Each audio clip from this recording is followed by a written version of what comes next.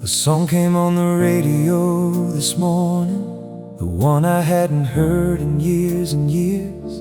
And suddenly the kitchen wasn't Tuesday, but the year the song was new. And all the fears of that particular year were back, and then were gone, because the song that held them then still held them.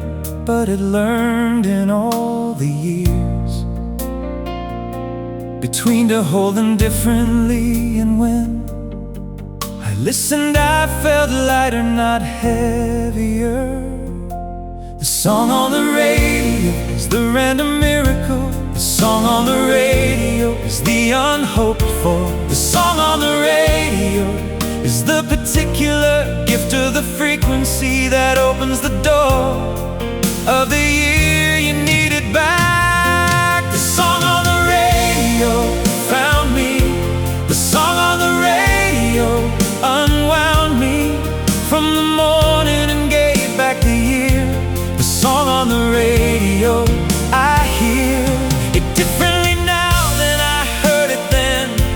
The song on the radio, and when it ends I am back in the Tuesday kitchen. The song on the radio has given me both years at once. Song on the radio. I didn't change the station, and the song played all the way through, which is the particular respect that the good song on the radio deserves from the listener. The particular commitment of the staying through the ending, because the ending is the part that holds the most of what the song needs to say finally.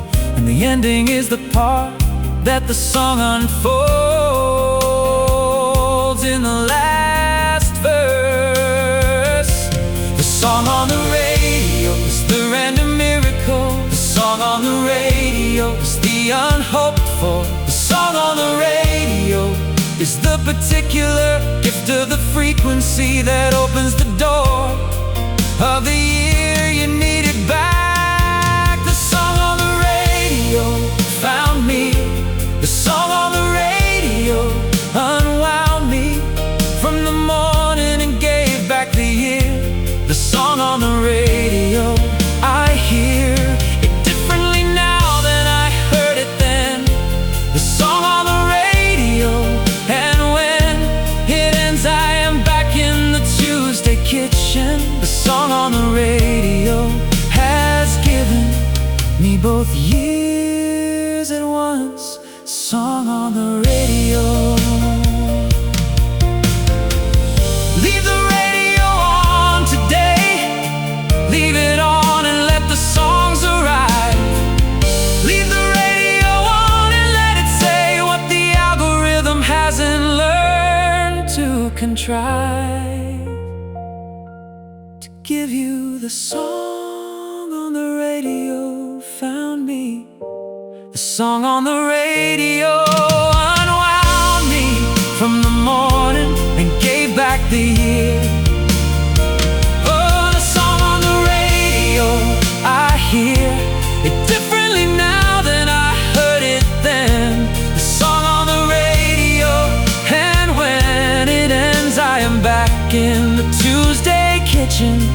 The song on the radio has given me both years at once. Song on the radio. Ooh, song on the radio.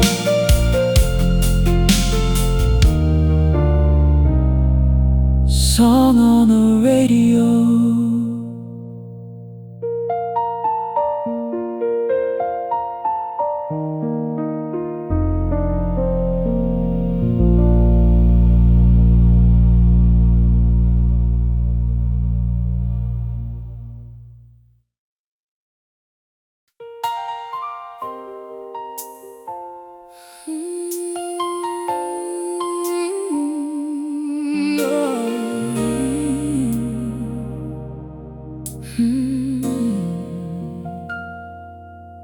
The early evening is the best transition between the business of the working day and the particular private hours that follow when the world belongs to itself in a different way.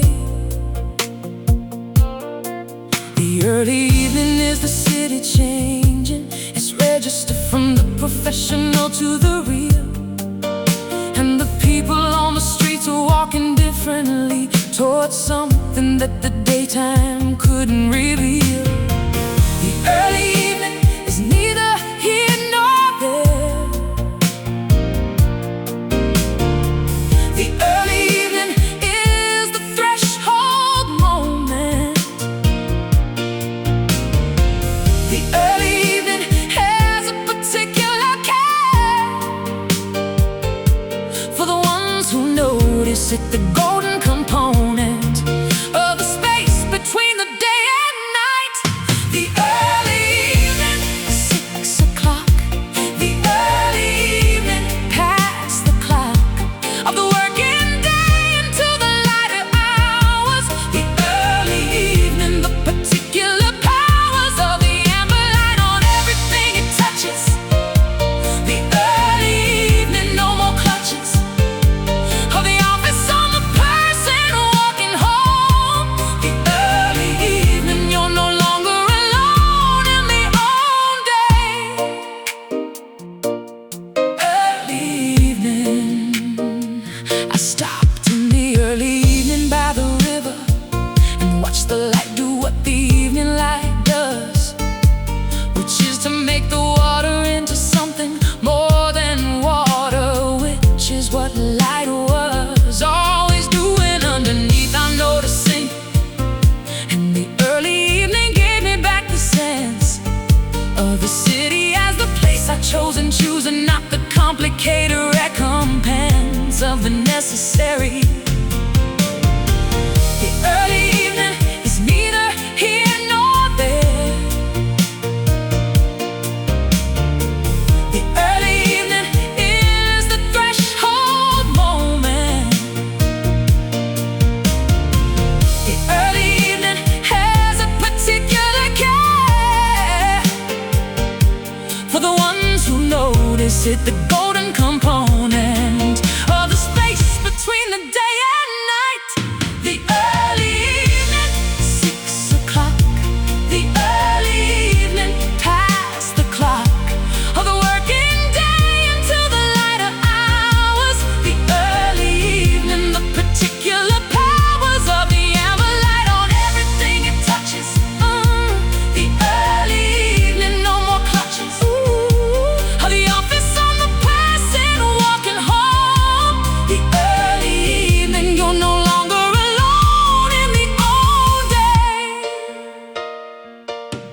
Early evening, notice the early evening today. Notice the particular light of the 6 o'clock. Notice the early evening and stay in it for a moment before you unlock the door and go in. Before you go in, the early evening, 6 o'clock. The early evening, past the clock of the working day into the lighter hours. The early evening, the particular powers of the amber light on everything it touches. The early evening, no more clutches of the office on the person walking home. The early evening, you're no longer alone in the old day. Early evening,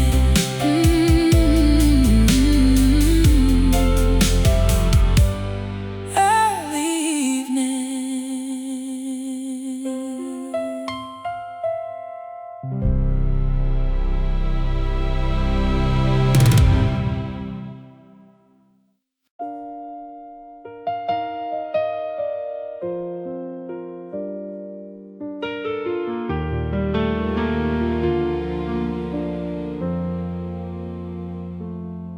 There is a place I go that hasn't changed, and And all the years I've been returning to it.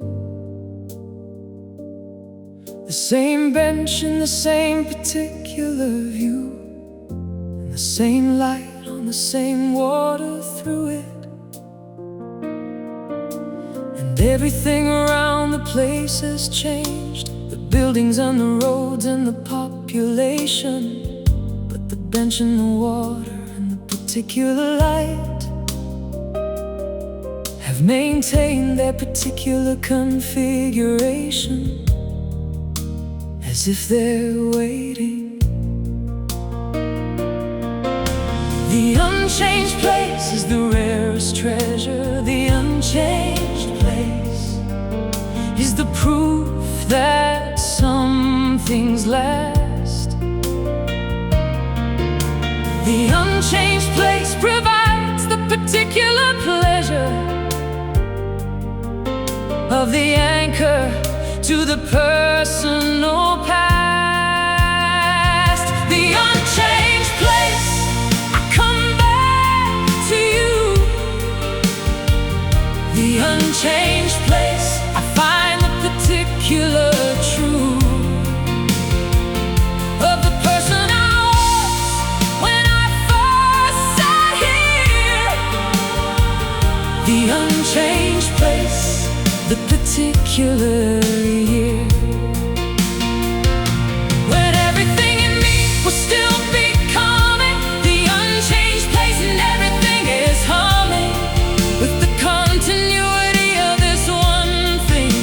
The unchanged place is the offering the world makes to the returning unchanged place. I brought my daughter to the unchanged place last summer on the particular day that felt right for the introducing of her to the place that held me in a certain way through the years of the uncertain and the change. And she sat on the bench and said she liked it, and I told her some of what the bench had held, and she nodded in the way that children give it a particular weight. The unchanged place is the rarest treasure. The unchanged place is the proof that some things last. The unchanged place provides the particular pleasure of the anchor to the personal past. The unchanged place, I come back to you. The unchanged place, I find the particular truth of the person I was when I first sat here. The unchanged place, particular year, when everything in me will still be coming. The unchanged place and everything is humming with the continuity of this one thing. The unchanged place is the offering the world makes to the returning.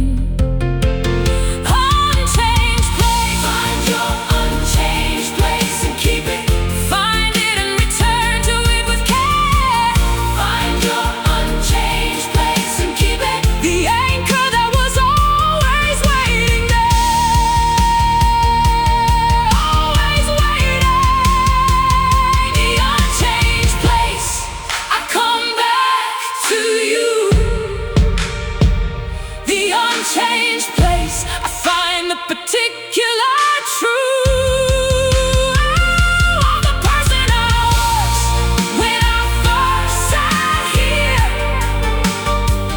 The unchanged place, the particular year, when everything in me will still be coming. The unchanged place and everything is humming with the continuity of this one thing. The unchanged place is the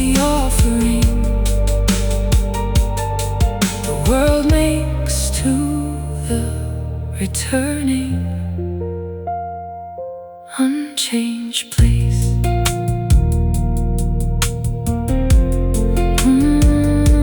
Unchanged place.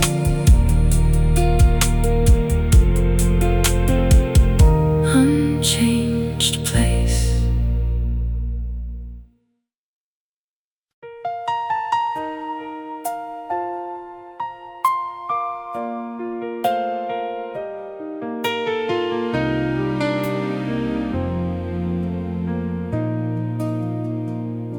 The color of the walls in my childhood home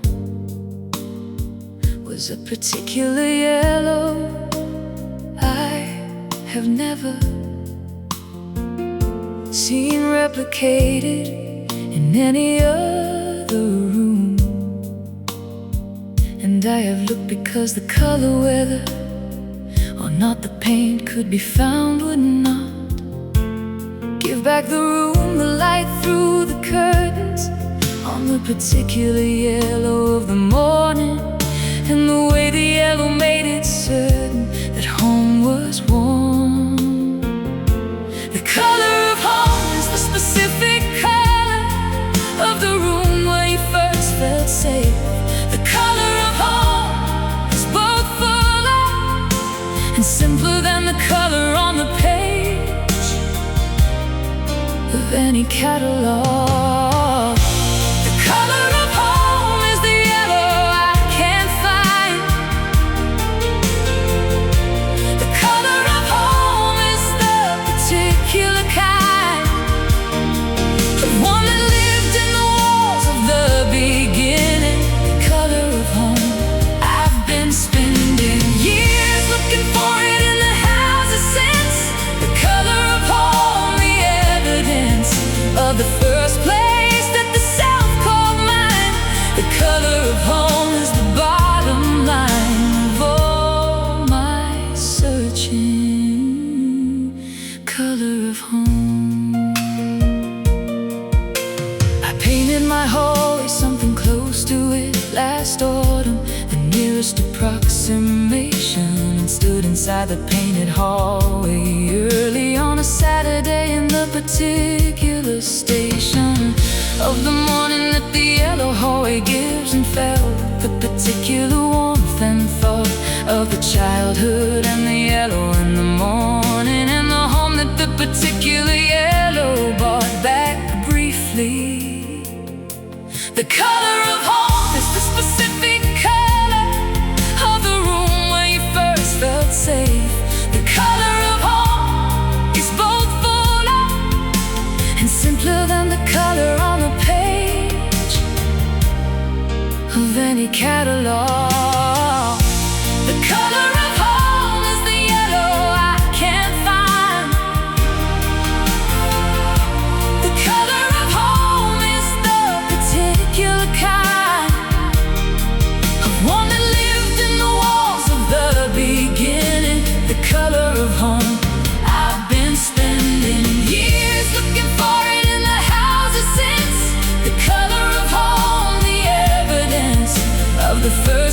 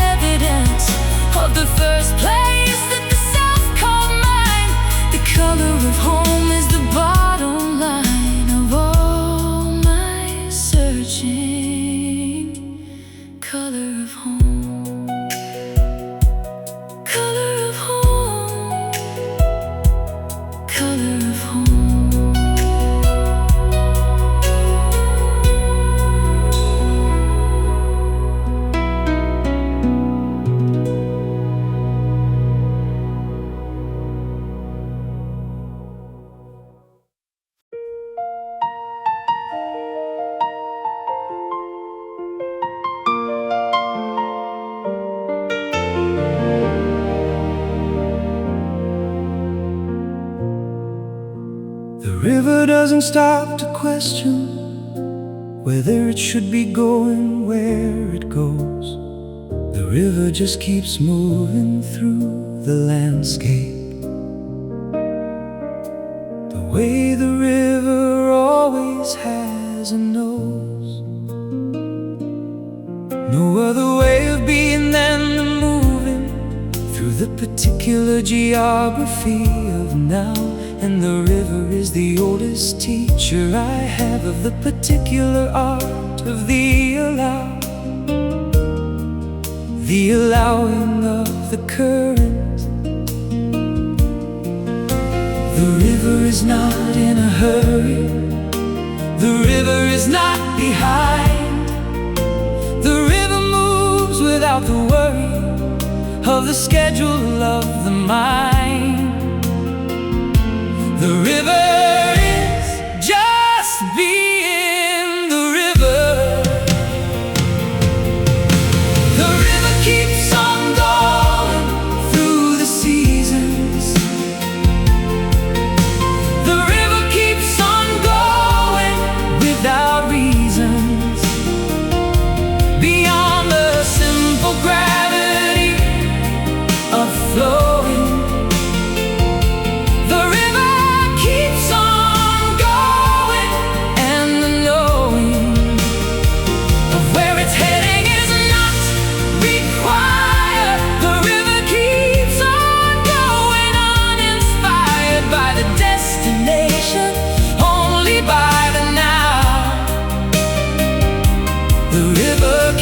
On going, and somehow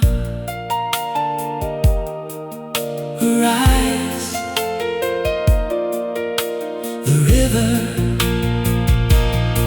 I sat beside the river for an afternoon and watched it do its undramatic thing, and found the watching of the undramatic river doing nothing but continuing was the most instructive thing that I had done in the year of the complicated, and left the river with the simple lesson that the moving through is underrated as an act of courage.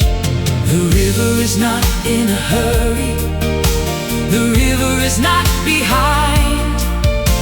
The river moves without the worry of the schedule of the mind. The river is just being the river. The river keeps on going through the seasons. The river keeps on going without reasons, beyond the simple gravity of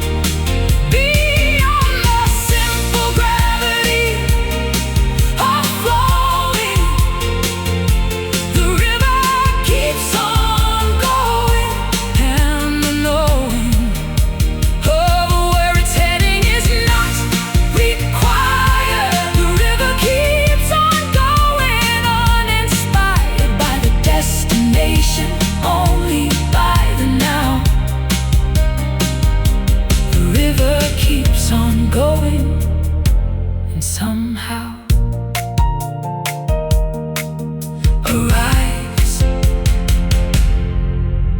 The river, the river, the river,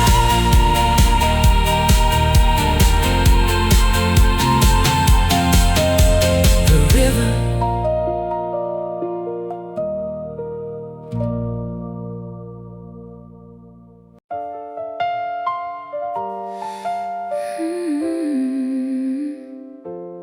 First cold day. The first cold day of autumn arrived this morning, without announcement and without the warning that the warmth had been preparing us for. And I stepped outside and the cold was there before the mind had registered the shift. And the body knew before the knowing that the season had turned in the night. And the cold was the evidence of the going of summer finally. The first cold day is not the unwelcome thing. The first cold day is the honest arrival. The first cold day is the particular ring of the new season and the survival of another summer into autumn. The first cold day, I breathed it in. The first cold day, a particular thin and clarifying air that summer lacks. The first cold day, the season tracks into the territory of the coat. The first cold day, the particular note of the cold that is refreshing, not yet bitter. The first cold day, the world is glitter and clear. First cold day. I walked without the coat because I wanted to feel the first cold day completely, before the layering against it made it something to be managed more discreetly. And the first cold day on the skin was like the world saying, pay attention to this. The turning is happening right now. The first cold day is the world saying, this is what autumn means. The first cold day is not the unwelcome thing. The first cold day is the honest arrival. The first cold day is the particular ring of the new season and the survival of another summer into autumn. The first cold day, I breathed it in. The first cold day, a particular thin and clarifying air that summer lacks. The first cold day, the season tracks into the territory of the coat. The first cold day, the particular note of the cold that is refreshing, not yet bitter. The first cold day, the world is glitter and clear. First cold day.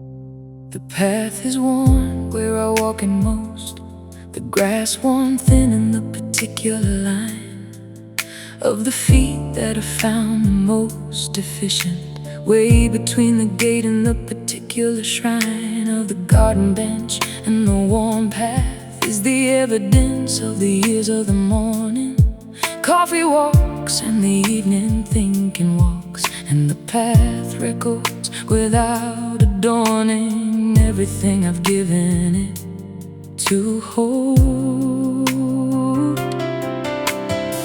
The worn path is the autobiography of the body moving through the ordinary. The worn path is the particular geography of the life lived in the stationary world of the home repeated.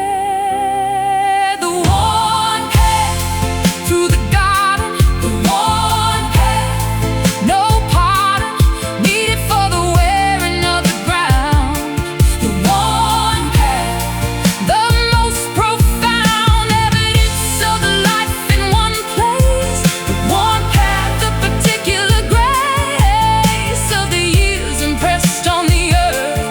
The worn path, the particular worth of belonging somewhere. Worn path. I noticed the worn path last April, when the morning was the kind that shows you things you'd stop seeing in the familiar. And I stood in the garden and the worn path showed me something about the years of the walking that I hadn't quite articulated, which was that the walking had been faithful to the garden, and the garden had waited and recorded it. The worn path is the autobiography of the body moving through the ordinary. The worn path is the particular geography of the life lived in the stationary world of the home repeated. The worn path through the garden, the worn path, no pardon needed for the wearing of the ground. The worn path, the most profound evidence of the life in one place. The worn path, the particular grace of the years impressed on the earth. The worn path, the particular worth of belonging somewhere. Worn path, make a worn path somewhere. Make it with the years of the returning. Make a worn path somewhere and let the earth keep the learning of your footsteps.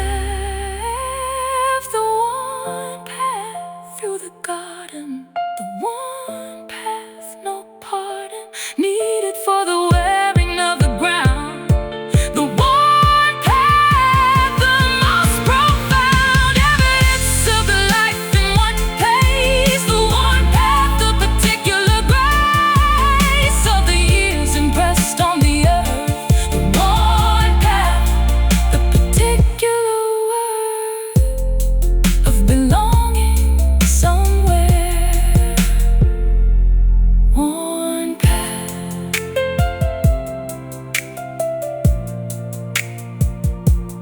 Worn path.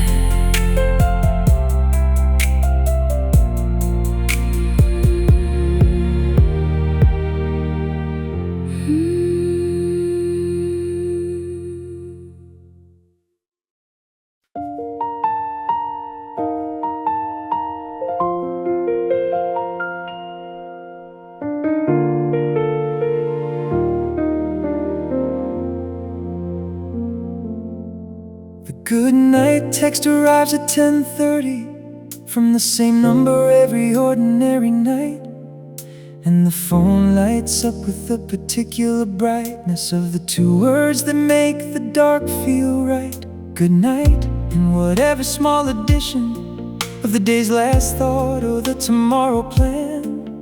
And I read it in the dark before the sleeping, and feel the particular warmth of the other man or woman at the other end of it. The goodnight text is the modern ritual. The goodnight text is the digital hearth. The goodnight text is the habitual proof that you are thought of on the earth by someone before they sleep. The goodnight text, I wait for it. The goodnight text, the particular bit of the evening that completes the day. The goodnight text, the 2 words say more than 2 words in the particular context of the night. The goodnight text is the last connection before the dark. The goodnight text is the particular mark of the thought of goodnight text.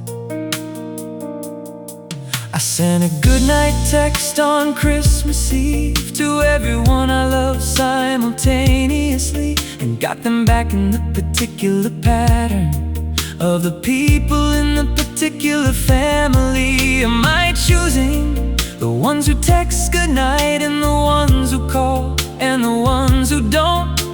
And all of it together in the evening was the evidence of who will and who won't be there in the morning. The goodnight text is the modern ritual. The goodnight text is the digital hearth. The goodnight text is the habitual proof that you are thought of on the earth by someone before they sleep. The goodnight text, I wait for it. The goodnight text, the particular bit of the evening that completes the day. The goodnight text, the 2 words say more than 2 words in the particular context of the night. The goodnight text is the last connection before the dark. The goodnight text is the particular mark of the thought of goodnight text. Send the goodnight text tonight. Send it to the ones who matter. Send it in the fading light before the phone goes dark and the world gets quieter. Gets quieter. The goodnight text, I wait for it. The goodnight text, the particular bit of the evening that completes the day. The goodnight text, the 2 words say more than 2 words in the particular context of the night. The goodnight text is the last connection before the dark.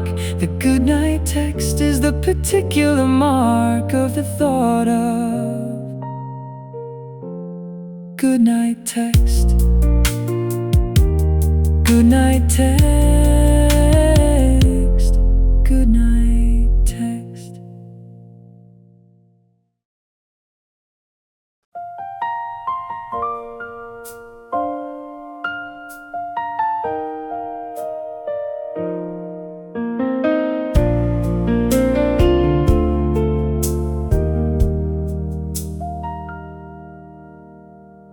The first cup is the necessity. The second cup is the luxury. The first cup gets you to the upright. The second cup is the discovery of what the morning actually is, when you're no longer desperate but just present. The second cup is drunk without the urgency. The second cup is the gift of the pleasant morning that has time for itself.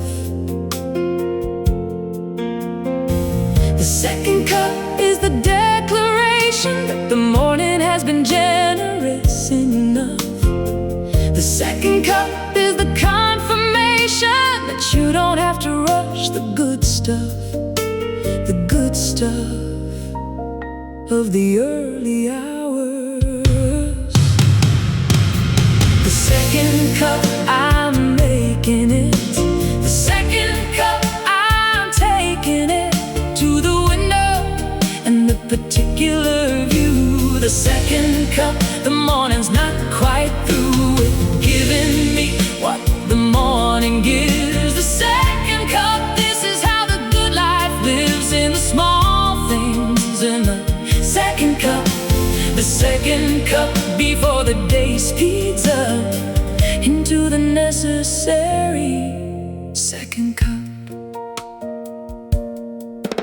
On the mornings when the second cup is possible, I know the day is gonna be the kind that asks less of me than the first cup. Mornings when the only gear available is behind the schedule, and the second cup is gone before it started and the day begins in the deficit of the rushed beginning. And the second cup is where the day wins from the start.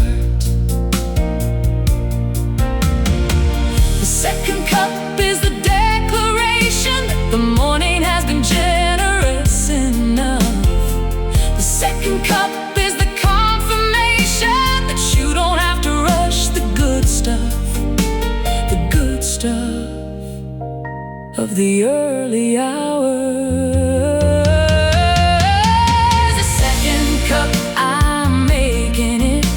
The second cup, I'm taking it to the window and the particular view. The second cup, the morning's not quite through with giving me what the morning gives. The second cup, this is how the good life lives in the small things. In the second cup, the second cup before the day speeds up into the necessary second cup.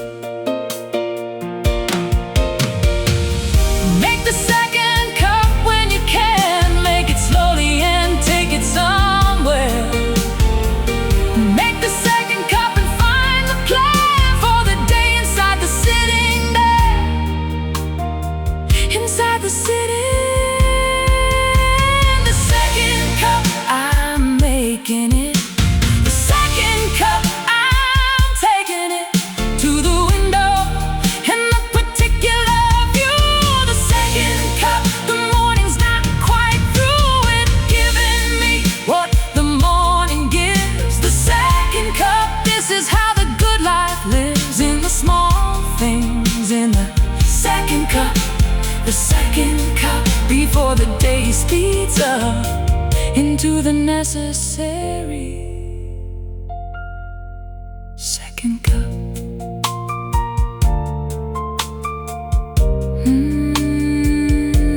Second cup. Second cup.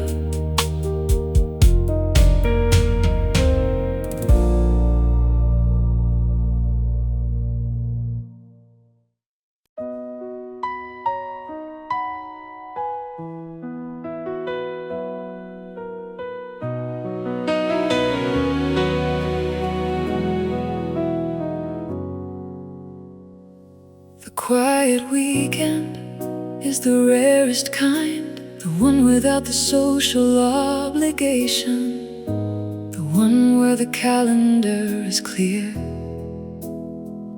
and the silence is the whole itinerary of the nation, of my personal time, my own republic, of the 2 days that belong entirely to me.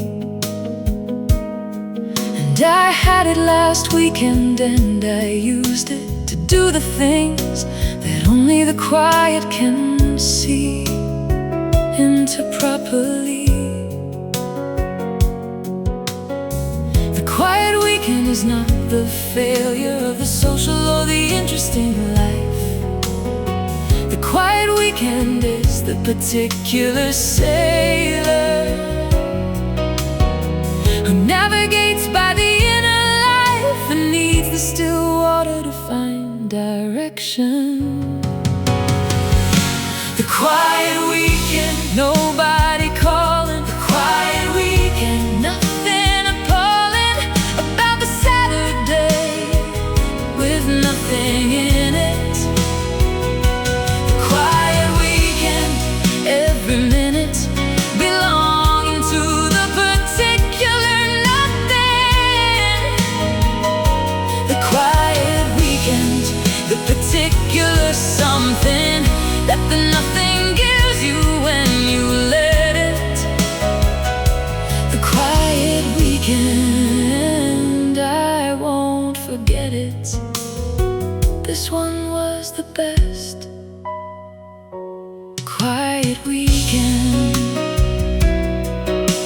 I read 2 books and baked the bread and walked a long way around the park alone and sat in the garden in the afternoon and felt the particular quality of the known pleasure of the undemanded hours and thought about the people I love without the pressure of the performing it and found the love was fully for the above, the frail, the weekend. The quiet weekend is not the failure of the social or the interesting life. The quiet weekend is the particular sailor who navigates by the inner life and needs the still water to find direction. The quiet weekend, nobody calling. The quiet weekend, nothing appalling about the Saturday with nothing in it.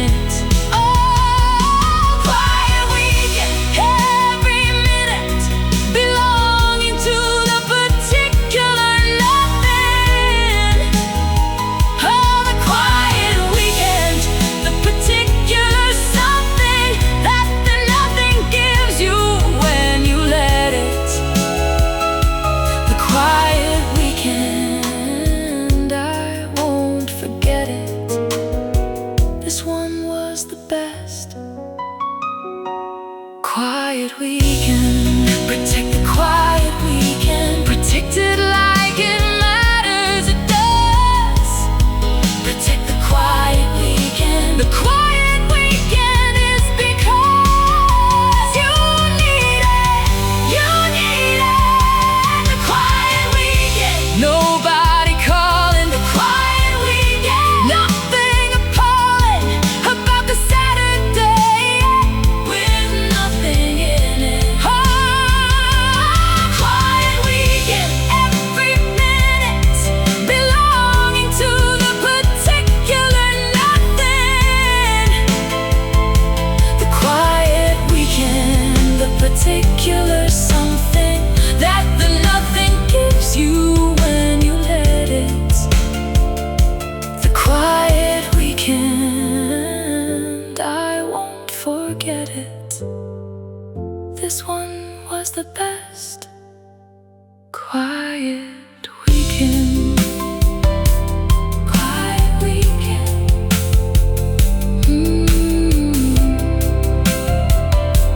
Quiet weekend.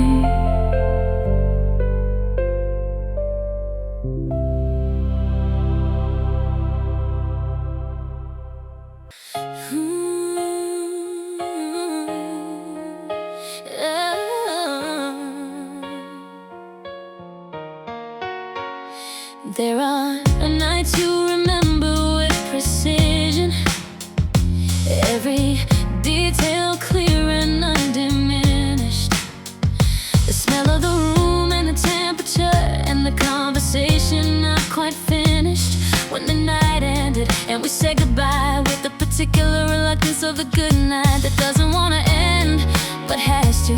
And the street outside and the fading light of the taxi taking you away. The night I remembered has stayed unchanged while everything around it rearranged. The night I remembered is an amber, the one night that refused to be estranged from who I was inside it. The night I remembered I'm still there. The night I remembered the particular air of it, the particular company. The night I remember belongs to me in a way the nights don't usually. The night I remembered is the free admission to the best of what we were. The night I remembered is the blur that's somehow sharp. Night I remember. I've tried to understand why some nights stay with the clarity of the recently lived, while words vanish into the general past, and what it was that each remembered night is given to the staying. And I think it's the fullness of the being there, the particular present of the night that means enough to keep the night awake in memory, adolescent and ageless at once. Yeah. The night I remember that stayed unchanged while everything around it rearranged. The night I remembered is an amber, the one night that refused to be estranged from who I was inside it.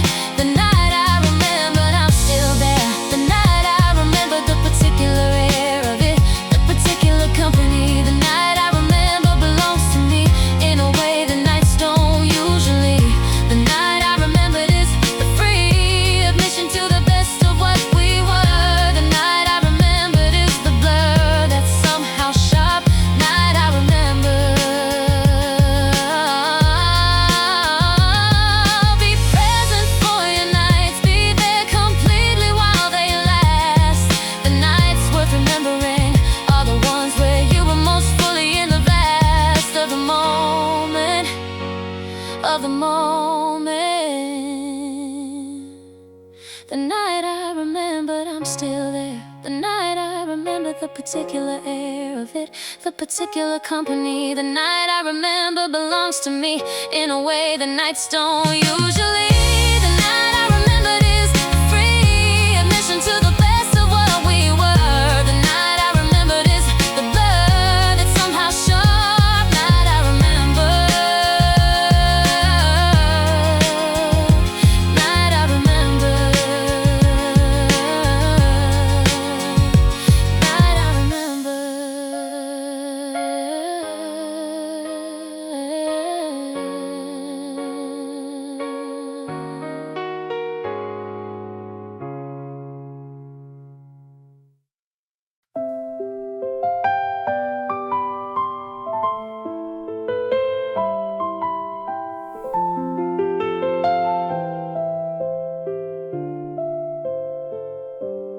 I am not ashamed of being the morning person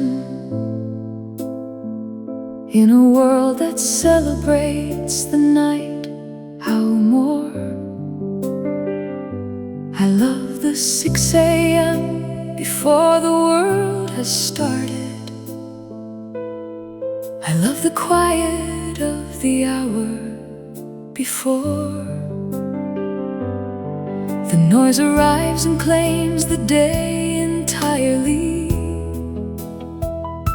I love the particular light of the not yet,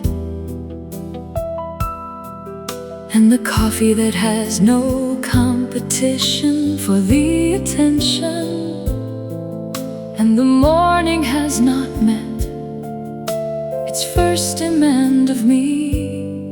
The morning person is not the boring one. The morning person is the one who found the particular hours that the tired world has left unclaimed, the quiet, fertile ground of the early hours. The morning person, I'm one of them.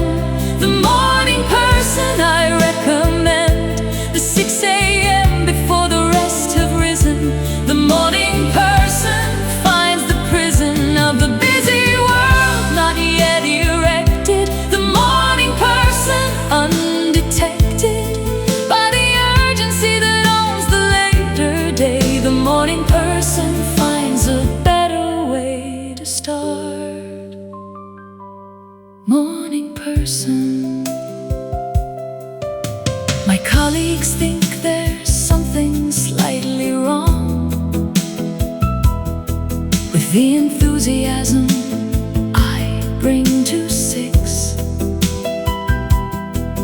And I have stopped explaining and just show up with the particular energy that the mix of early sleep and early rising gives, and let them wonder at the source of it, and keep the morning secret to myself, the particular joy of the early lit hours of the day. The morning person is not the boring one. The morning person is the one who found the particular hours that the tired world has left unclaimed, the quiet, fertile ground of the early hours. The morning person, I'm one of them. The morning person I recommend. The 6 a.m. before the rest have risen. The morning person finds the prison of the busy world not yet erected. The morning person undetected by the urgency that owns the later day. The morning person finds a better way to start. Morning person. Try the morning once before you judge it. Try the 6 a.m. with no agenda. Try the morning once and don't begrudge it. The particular quiet and the tender light of the early, light of the early. The morning person, I'm one of them. The morning person I recommend. The 6 a.m. before the rest have risen. The morning person finds the prison of the busy world not yet erected. The morning person undetected by the urgency that owns the later day. The morning person finds a better way to start. Morning person.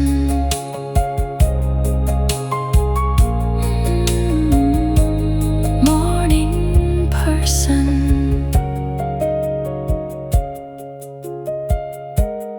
Morning person.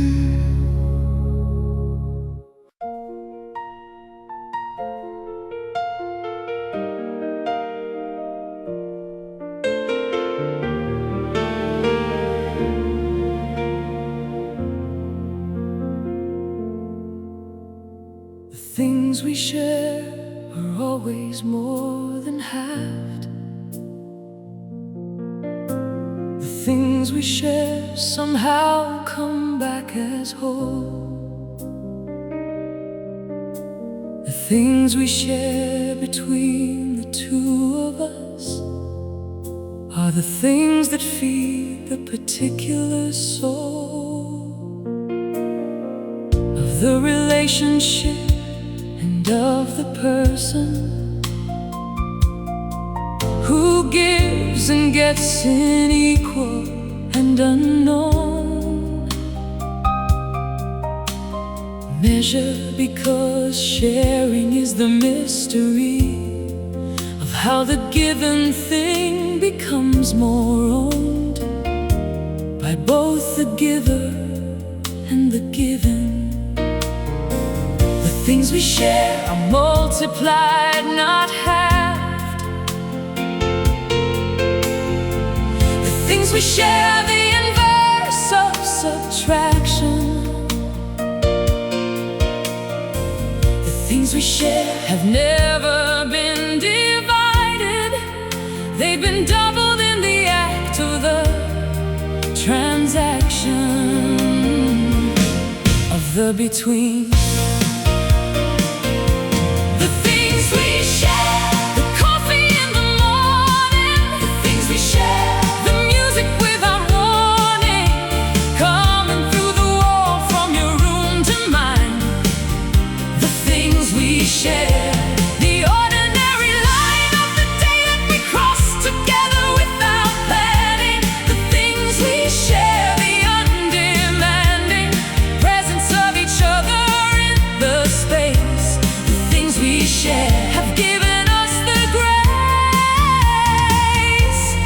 the shared life, things we share.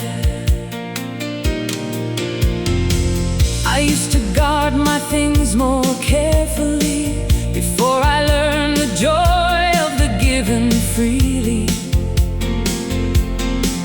And now I find that what I share returns in the form of what the other gives sincerely.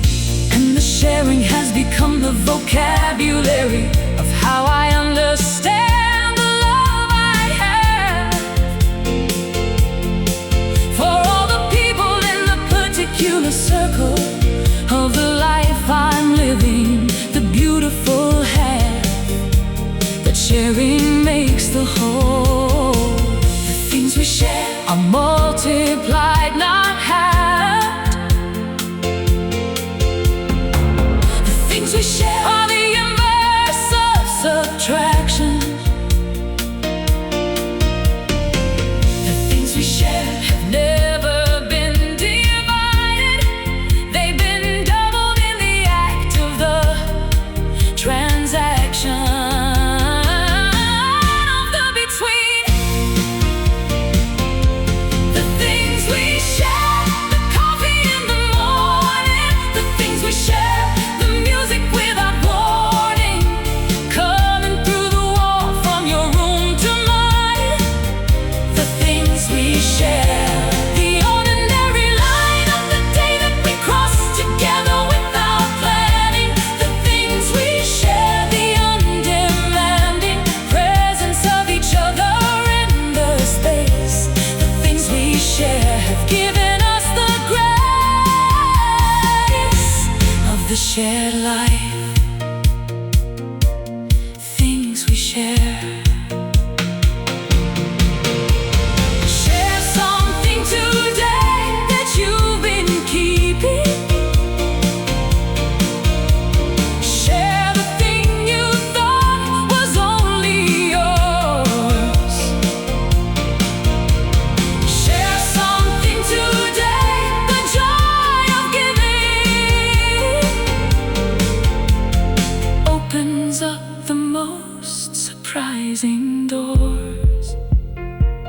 Surprising doors. The things we share, the coffee in the morning. The things we share, the music without warning, coming through the wall from your room to mine. The things we share, the ordinary line of the day that we cross together without planning. The things we share, the undemanding presence of each other in the space. The things we share have given us the grace of the shared life. Things we share. Things we share.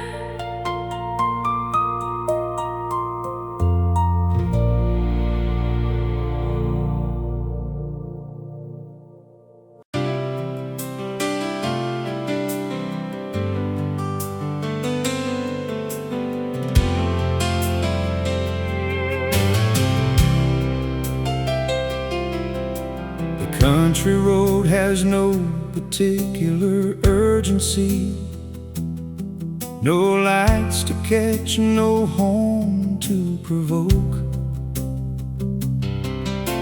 The country road just goes at its own pace through the fields and the particular spoke of the landscape, turning slowly past the window, and the hedgerows and the gates and the sheep that don't move for the car and never will.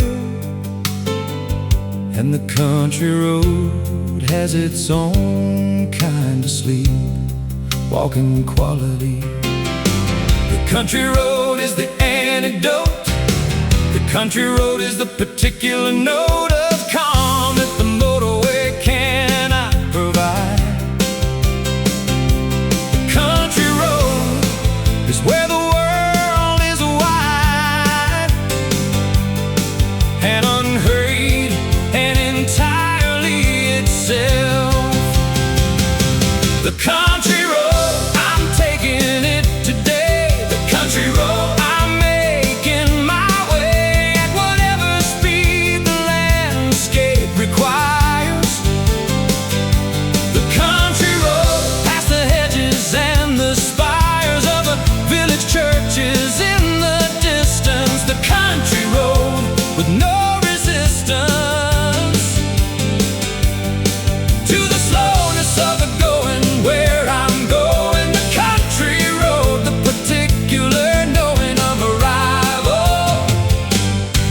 without hurry.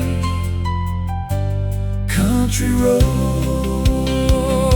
I passed a tractor going half my speed and slowed behind it for a mile and found that the slowing to the tractor's particular pace was not the loss of time, but the gain ground of seeing what the faster passing this is the particular way the field goes to the edge of the particular sky above the farm, and the small figures working by the hedge in the afternoon. The country road is the antidote. The country road is the particular note of calm that the motorway cannot provide. The country road is where the world is wide and unhurried and entirely itself. The country road, I'm taking it today. The country road, I'm making my way at whatever speed the landscape requires. The country road, past the hedges and the spires of the village churches in the distance. The country road with no resistance to the slowness of the going where I'm going. The country road, the particular knowing of arrival without hurry. Country road, take the country road when you can. Take the long way through the fields. Take the country road and find the plan that the slower journey yields. Always yields. The country road, I'm taking it today. The country road, I'm making my way at whatever speed the landscape requires. The country road, past the hedges and the spires of the village churches in the distance. The country road with no resistance to the slowness of the going where I'm going. The country road, the particular knowing of arrival without hurry. Country road,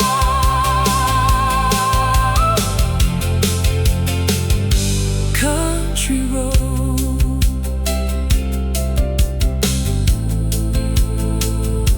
country road.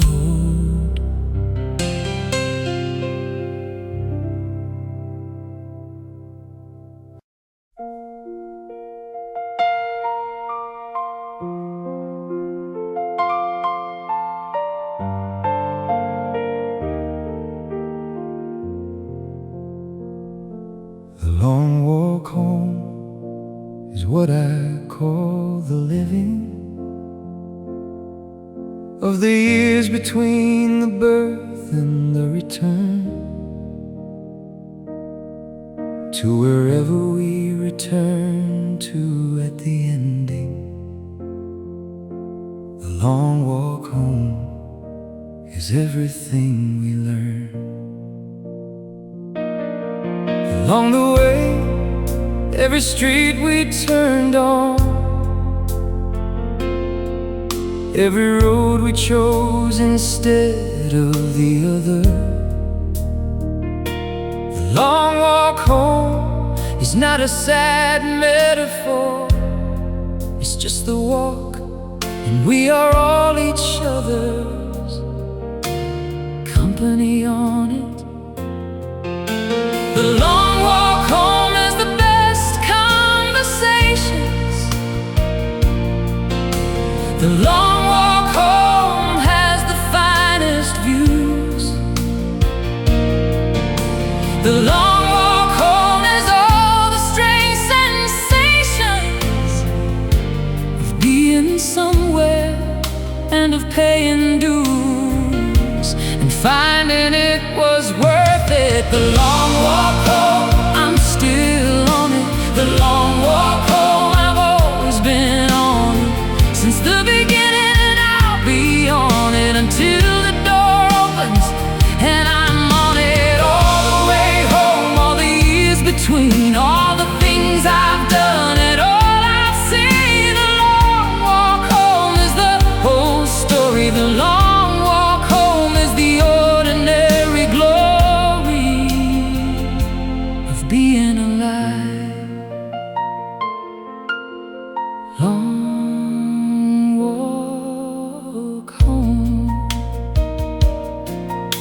the most extraordinary people on the long walk home, the ones who walked beside me for a season and then turned, and the ones I walked beside and talked through the miles with, and we made each other better walkers for the haven't walked together. And the long walk home is about the company as much as it's about the weather and the destination. The long walk home has the best conversations. The long walk home has the finest views. The long walk home is all the strange sensations of being somewhere and of paying dues and finding it was worth it. The long walk home, I'm still on it. The long walk home, I've always been on it since the beginning, and I'll be on it until the door opens. And I'm on it all the way home, all the years between, all the things I've done and all I've seen. The long walk home is the whole story. The long walk home is the ordinary glory of being alive.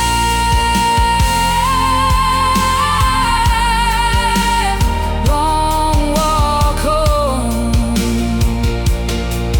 Enjoy the long walk home. Don't rush the long walk home. The long walk home is the living.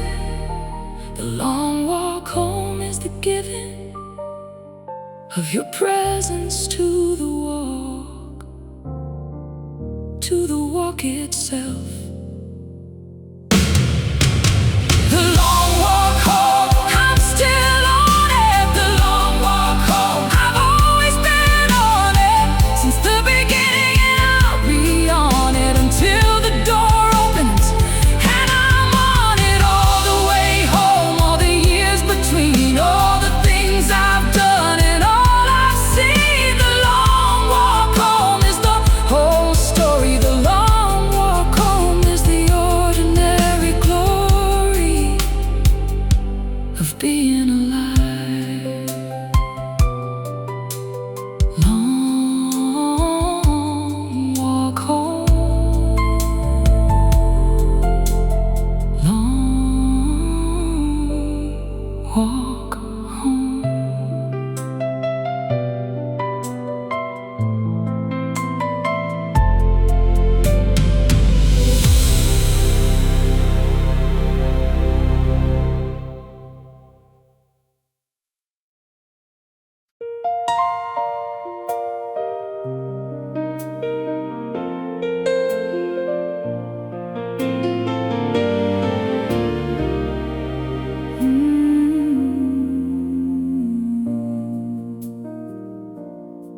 The long evening is the summer's greatest gift.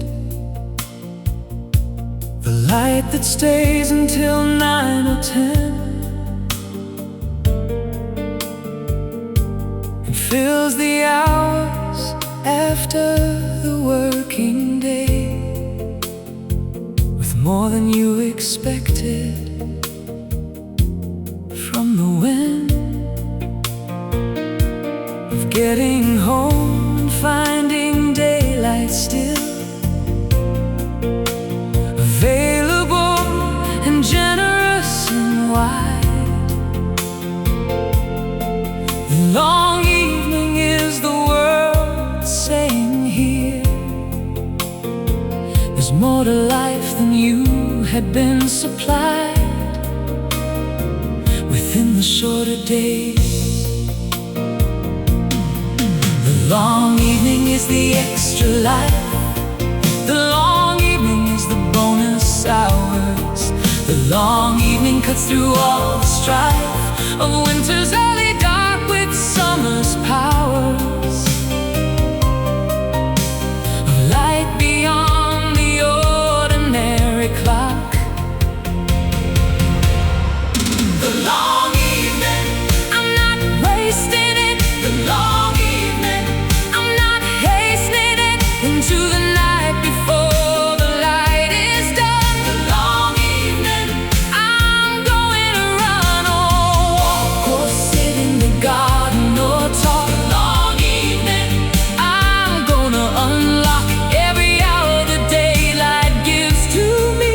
The long evening is the most free time of the year. Long evening. We ate outside at 8:30 last summer. The light's still warm enough to sit without a jacket, and the neighbors over the fence were also eating outside. And the shout of laughter from the table and ours mixing in the long evening air above the wall. And the world felt briefly like it was a party that no one had invited but had called us all to. The long evening is the extra life. The long evening is the bonus hours. The long evening cuts through all the strife of a winter's early dark with summer's powers,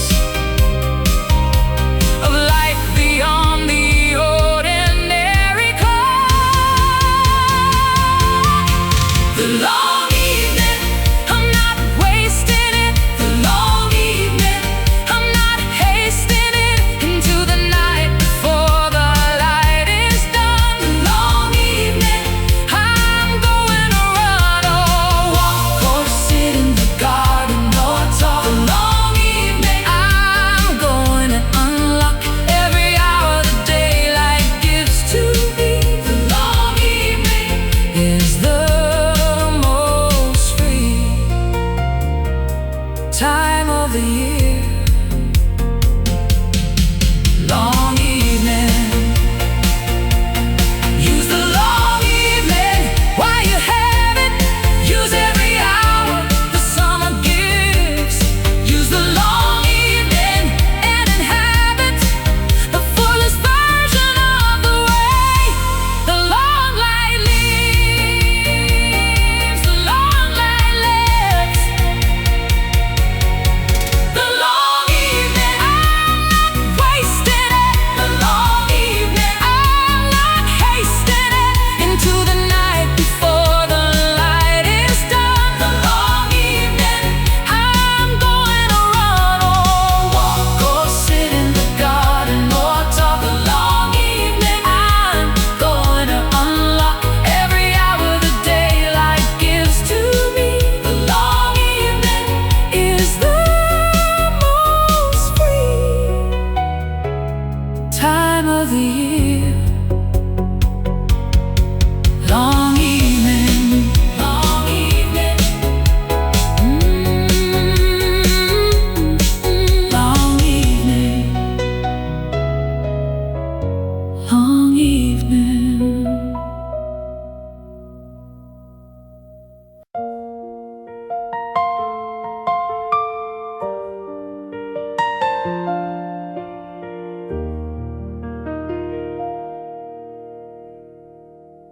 I almost told you on the bridge that evening when the city lights were doing what they do, and something in the light made honest easy, and I opened my mouth and almost told you what I've been carrying for the better part of the year inside the particular silence of the person who is not sure if the telling would be welcome with the necessary alliance of the feeling being mutual.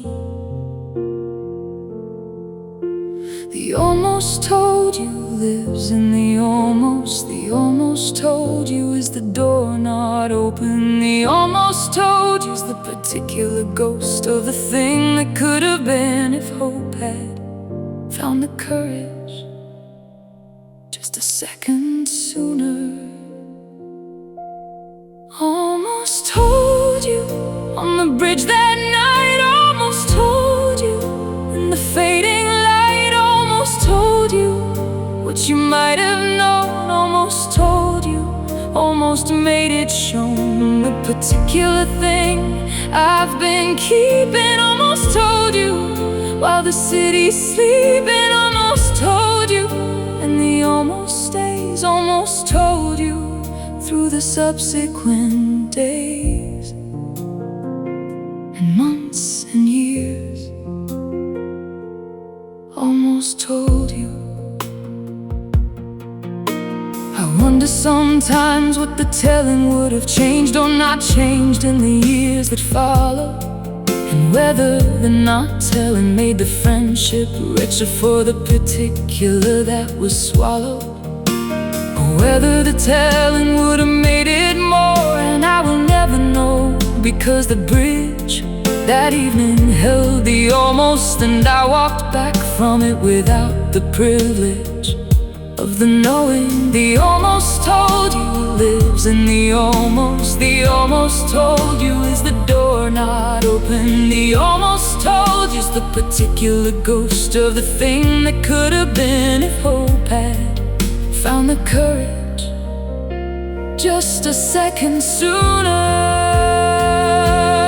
Almost told you on the bridge that night. Almost told you in the fading light. Almost told you what you might have known. Almost told you, almost made it shown. The particular thing I've been keeping. Almost told you while the city's sleeping. Almost told you, and the almost stays. Almost told you through the subsequent days, months and years.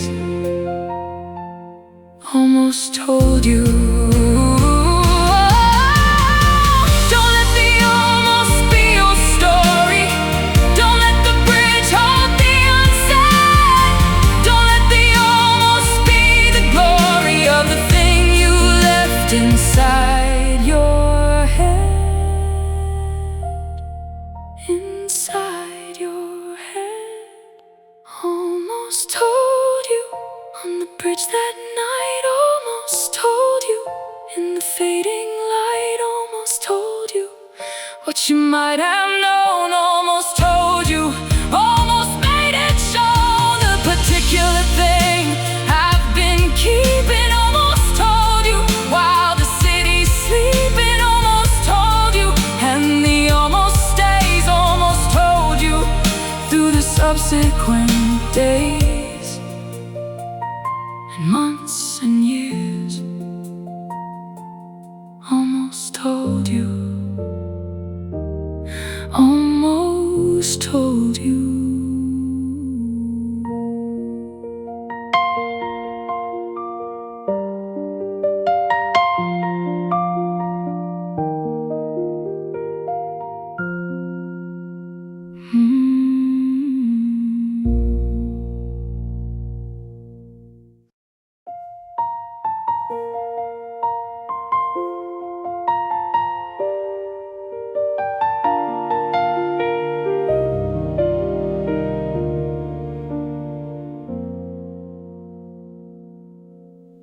The road was closed, so I went the other way.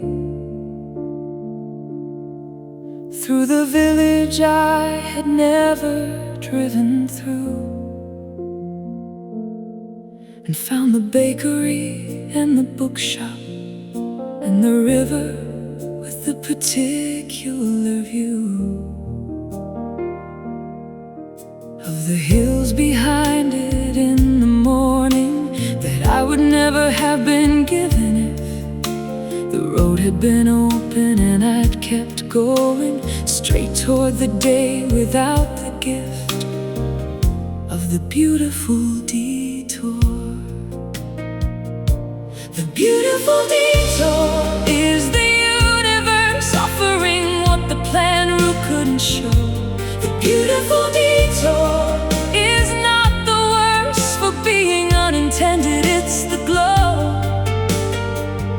of the unplanned on the journey.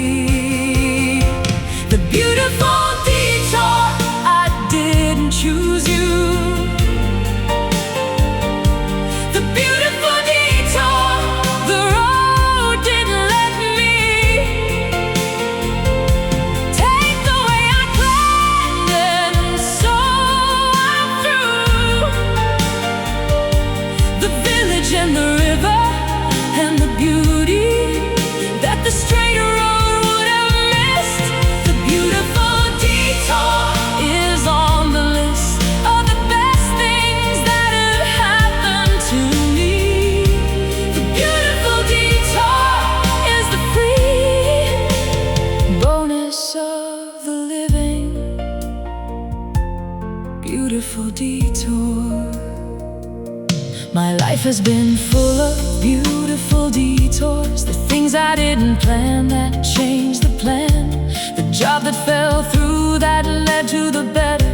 The relationship that taught me who I am. More than the easier one would have. And every detour felt like failure first, and turned into the thing that I am grateful for most deeply. The particular thirst quenched by the taking of the other road. The beautiful detour is the universe offering what the planned route couldn't show. The beautiful detour is not the worst for being unintended. It's the glow of the unplanned on the journey. The beautiful detour, I didn't choose you. The beautiful detour, the road didn't let me take the way I planned, and so I'm through. The village and the river and the beauty that the straight road would have missed. The beautiful detour is on the list of the best things that have happened to me. The beautiful detour is the free bonus of the living. Beautiful detour. When the road is closed, go the other way.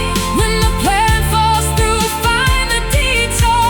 When the road is closed, go the other way and see what the beautiful other way is for. Is for. The beautiful detour, I didn't choose you. The beautiful detour, the road didn't let me take the way I planned, and so I'm through. The village and the river and the beauty that the straight road would have missed. The beautiful detour is on the list of the best things that have happened to me. The beautiful detour is the free bonus of the living. Beautiful detour. Beautiful detour. Beautiful detour.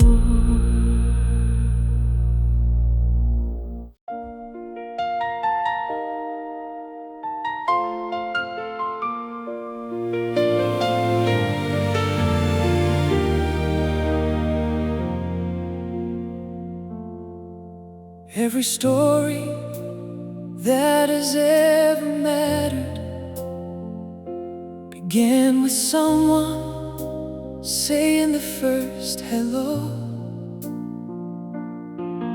Every friendship, every love, every chapter started in the courage of the opening word, of the introduction, of the reaching across the distance of the not yet known, into the possibility of the knowing, and finding in the hello a new home. The first hello is where everything begins. The first hello is the most important word. Hello is the door that opens. The first hello is the most beautiful hurt.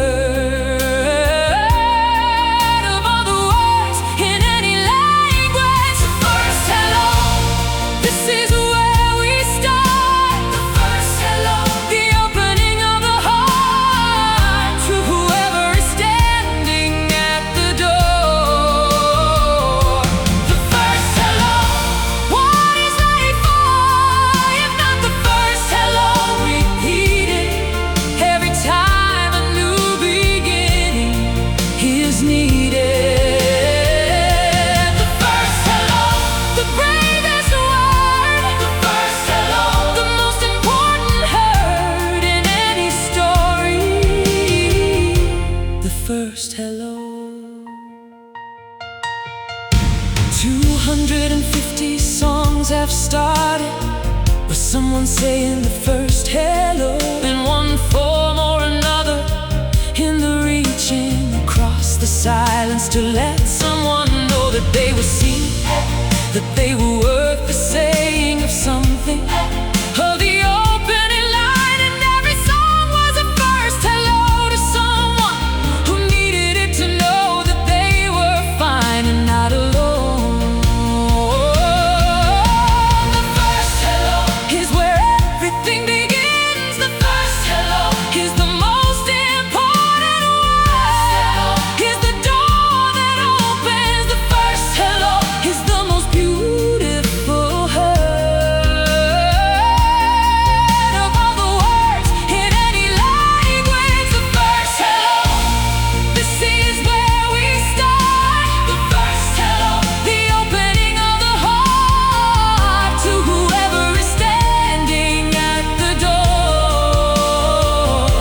The first hello, what is life for if not the first hello? Repeated every time a new beginning is needed. The first hello, the bravest word. The first hello, the most important hurt in any story. The first hello. Say hello to someone today. Say it like you mean the whole world by it. Say hello and find a way to mean the everything inside it. Every song begins this way. Every life begins this way with the first hello. The first hello, this is where we start. The first hello, the opening of the heart to whoever is standing at the door. The first hello, what is life for if not the first hello? Repeated every time a new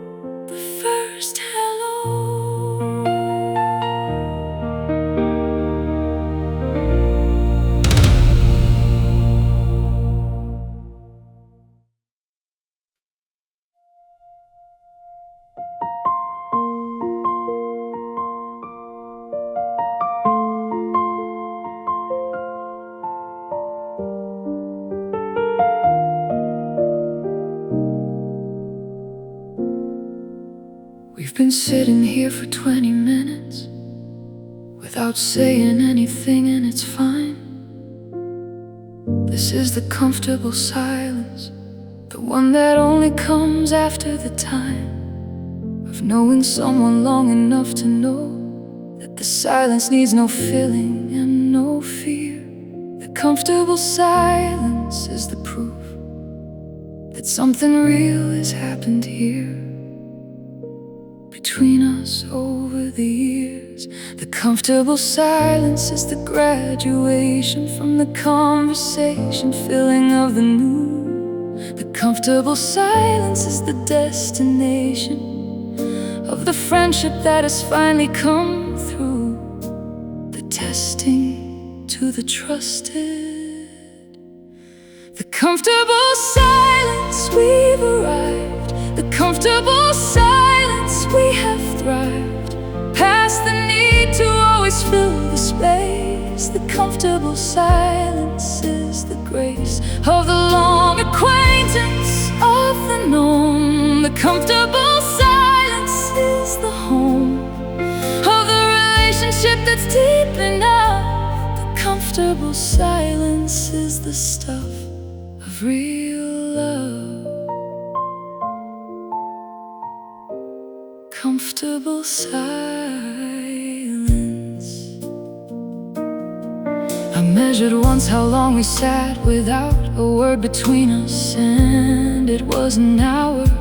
And neither of us noticed it as something remarkable, which is the particular power of the comfortable silence. It feels like talking because the presence of the other is enough. And the comfortable silence with the right person is never empty. It is always full of stuff that doesn't need words. The comfortable silence is the graduation from the conversation filling of the new. The comfortable silence is the destination of the friendship that has finally come through. The testing to the trusted. The comfortable silence, we've arrived. The comfortable silence, we have thrived past the need to always fill the space. The comfortable silence is the grace of the long acquaintance of the known. The comfortable silence is the home of the relationship that's deep enough. The comfortable silence is the stuff of real love. Comfortable silence.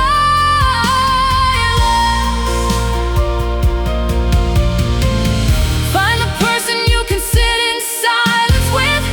Find them and appreciate them.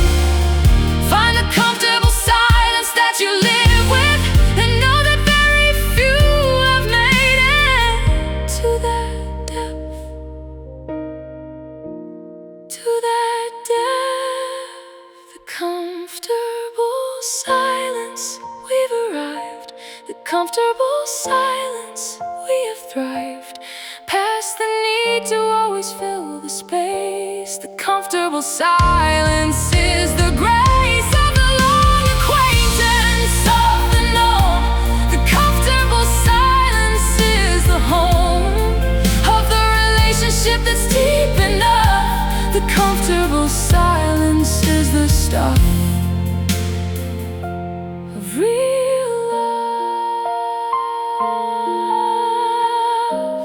Comfortable silence.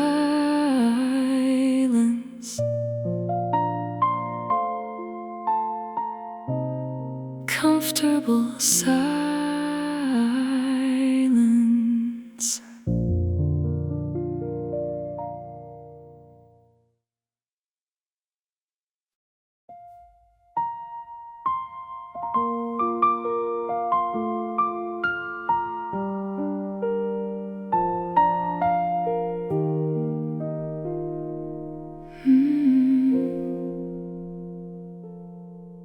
I always ask for the window seat, not for the view from high above the clouds, but for the particular angle on the world that the window seat provides before the crowds of altitude make everything too small.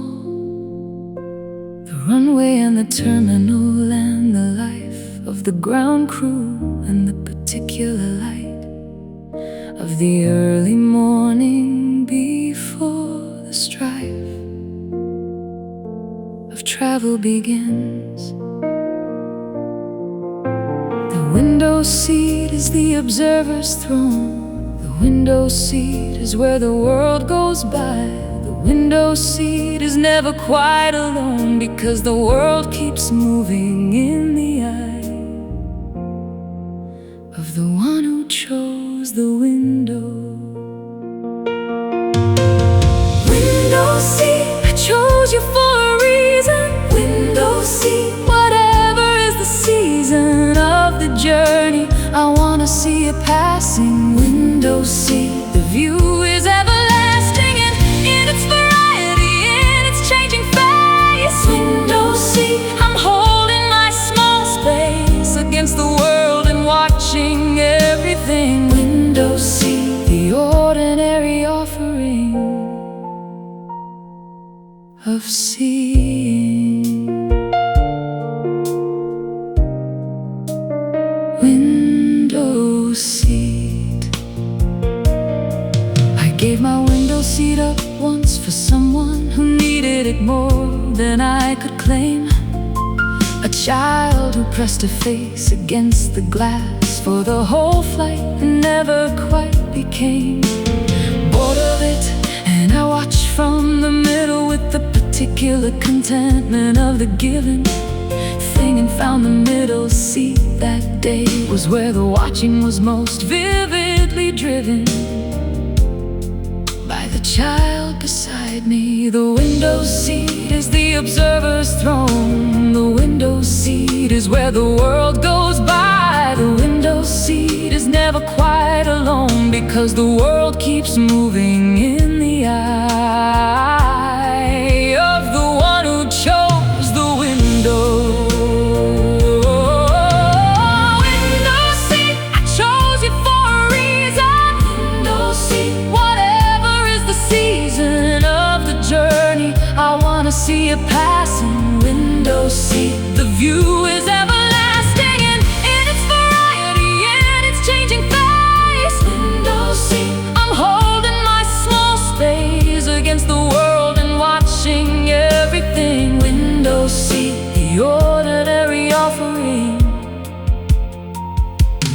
of seeing. Window seat, take the window seat when you can. Take the view that goes with it. Window seat, take the window seat and plan nothing except to sit in it. Just sit in it. Window seat, I chose you for a reason. Window seat, whatever is the season of the journey, I wanna see it passing. Window seat, the view is everlasting, in its variety, in its changing face. Window seat, I'm holding my small space against the world and watching everything. Window seat, the ordinary offering of seeing. Window seat,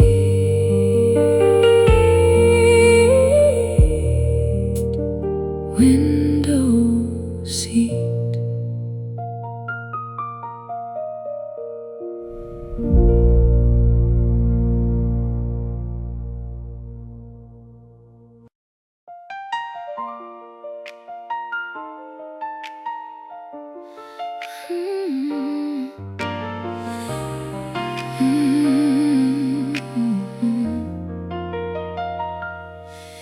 There are nights you remember with precision, every detail clear and undiminished. The smell of the room and the temperature, and the conversation not quite finished. When the night ended and we said goodbye, with The particular reluctance of the good night that doesn't wanna end but has to. In the street outside, in the fading light of the taxi taking you away. The night I remember, it stayed unchanged while everything around it rearranged. The night I remembered is an amber, the one night that refused to be estranged from who I was inside it. The night I remember, I'm still there. The night I remember, the particular air of it, the particular company. The night I remember belongs to me in a way the nights don't usually. The night I remembered is the free admission to the best of what we were. I remembered is the blur that's somehow sharp. Night I remember. I've tried to understand why some nights stay with the clarity of the recently lived, while others vanish into the gentle past. And what it was that each remembered night is given to the stay. And then I think it's the fullness of being there, the particular presence of the night that means enough to keep the night awake in memory, adolescent. And they just said once, the night I remember, it stayed unchanged while everything around it rearranged. The night I remembered is an amber, the one night that refused to be estranged from who I was inside it. The night I remember, I'm still there. The night I remember, the particular air of it, the particular company. The night I remember belongs to me in a way the nights don't usually. The night I remembered is the free admission to the best of what we were. I remembered is the blur that's somehow sharp. Night I remember. Be present for your nights, be there completely while they last. The nights worth remembering are the ones where you were most fully in the vest of the moment, of the moment. The night I remember, I'm still there. The night I remember, the particular company. The night I remember belongs to me in a way the nights don't usually. I remembered it's the free admission to the best of what we were. I remembered it's the blood that somehow shone. That I remember.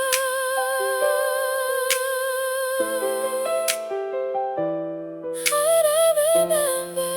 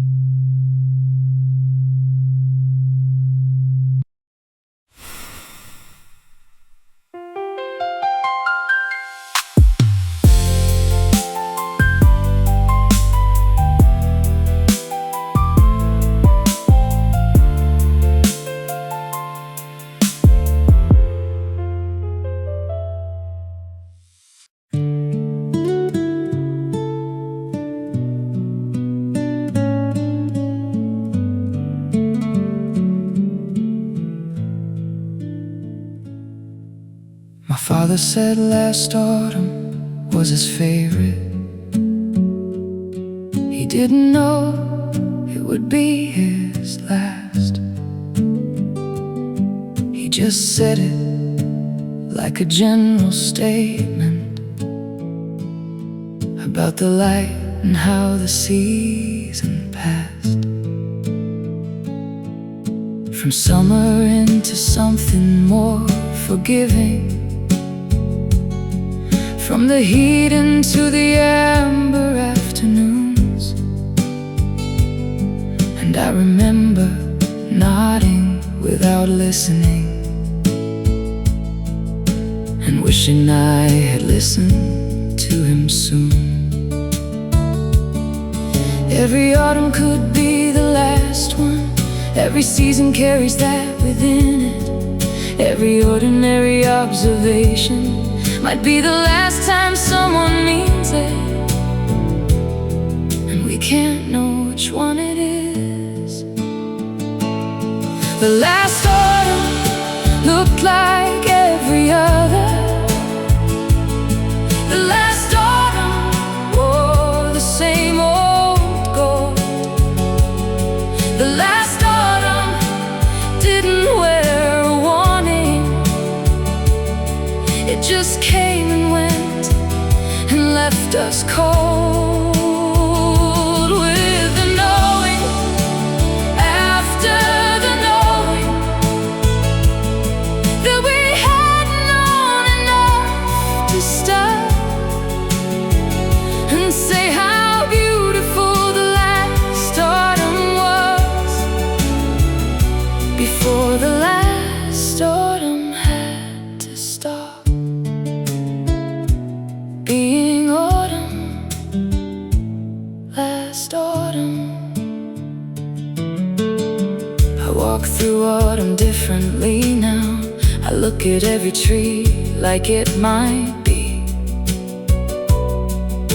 the one my father meant when he said favorite. I look at every leaf that's fallen free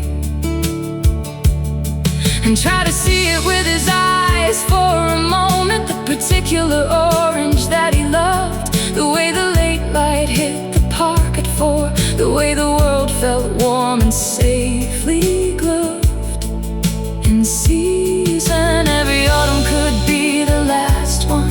Every season carries that within it.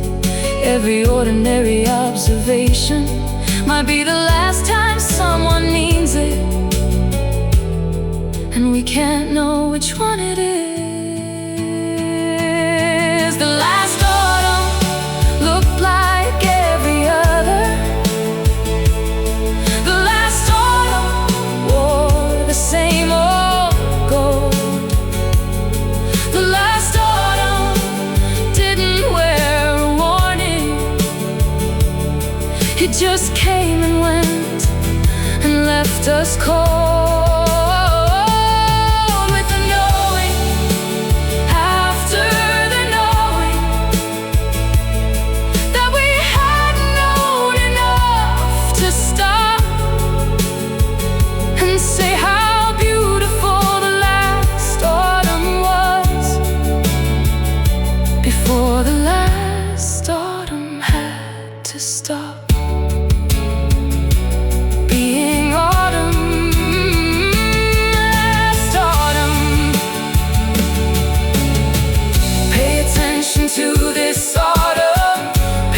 Like it could be last. Pay attention to this autumn. Every season moves too fast, moves too fast. The last autumn looked like every other. The last autumn wore the same old gold. The last autumn didn't wear a warning. It just came and went and left us cold, with the knowing after the knowing that we hadn't known enough to stop and say how beautiful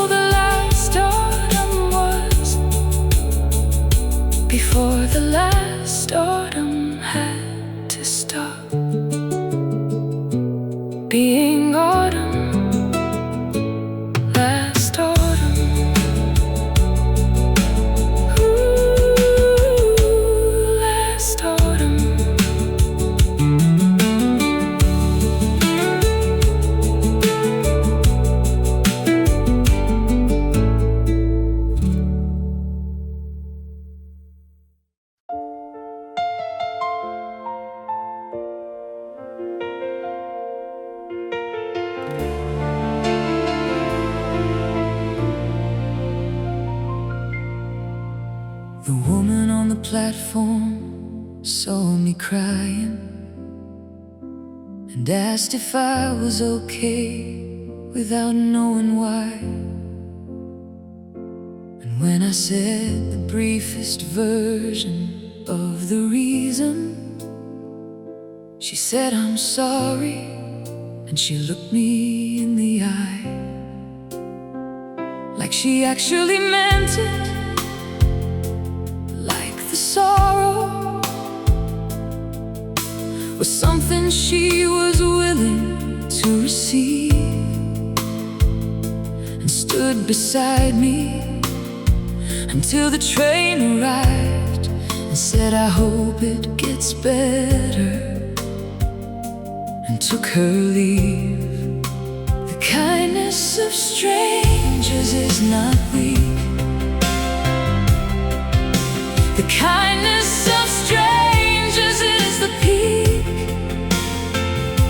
of human courage, seeing someone's pain and choosing to stand next to them in the rain rather than look away. The kindness of strangers keeps me going. The kindness of strangers keeps me knowing that the world is not as cold as it appears. The kindness of strangers through the years has caught me in the moments I was falling, has answered when I didn't know I was calling out for anything. The kindness of the one who stopped, who asked, who stayed until it was done. The kindness of strangers keeps us all alive. I've tried to be the stranger who sees something and doesn't look away or walk around, the person who needs someone in the moment of a thing that has no easy middle ground. And sometimes I succeed and sometimes I don't, and the times I don't I carry with regret, but the times I do I carry differently as the reminder of the thing that I can get right if I try. The kindness of strangers is not weak. The kindness of strangers is the peak of human courage, seeing someone's pain and choosing to stand next to them in the rain rather than look away. The kindness of strangers keeps me going. The kindness of strangers keeps me knowing that the world is not as cold as it appears. The kindness of strangers through the years has caught me in the moments I was falling, has answered when I didn't know I was calling out for anything. The kindness of the one who stopped, who asked, who stayed until it was done. The kindness of strangers keeps us all alive.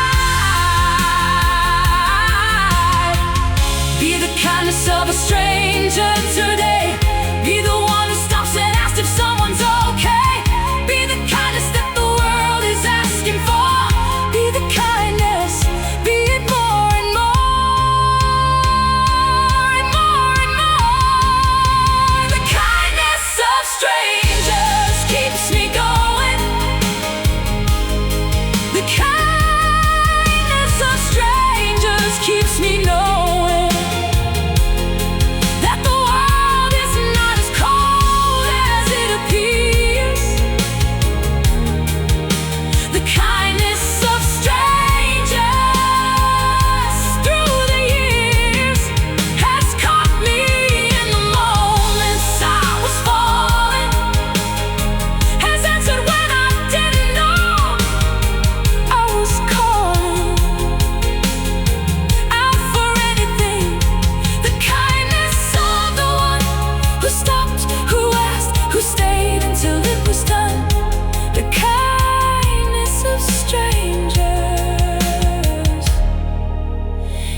keeps us all alive.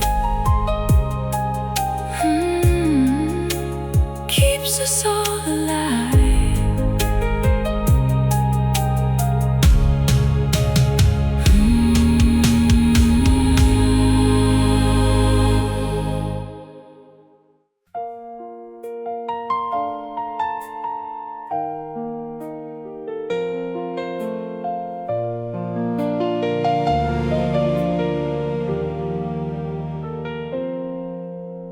I wrote you a song 20 years ago that was full of the certainty of the new. And if I wrote you a song today, it would be full of the different certainty too. Of the tested, of the survived together, of the hard year and the easier year that follows. Of the morning when I know exactly how your coffee should be and what the silence swallows. When you need to be left alone. The long marriage song is better than the first one. The long marriage song has more to say. The long marriage song is the truer version of what it means to love somebody every day in all the particular ordinary ways. The long marriage song is playing now. The long marriage song is the vow, not said at the altar but said every morning in the making of the coffee without warning. That it's coming in the knowing what they need. The long marriage song is the creed of the daily choosing of the same person. The long marriage song is not the first one, but it's the truest long marriage song. The early songs of love are full of longing. The middle songs are full of the working through. The later songs, the ones I'm writing now, are full of the particular gratitude too, of having stayed, of having been stayed with, of the particular gift of the known face across the table in the morning. The long marriage song is the most grown of all the love songs. The long marriage song is better than the first one. The long marriage song has more to say. The long marriage song is the truer version of what it means to love somebody every day in all the particular ordinary ways. The long marriage song is playing now. The long marriage song is the vow, not said at the altar but said every morning in the making of the coffee without warning. That it's coming in knowing what they need.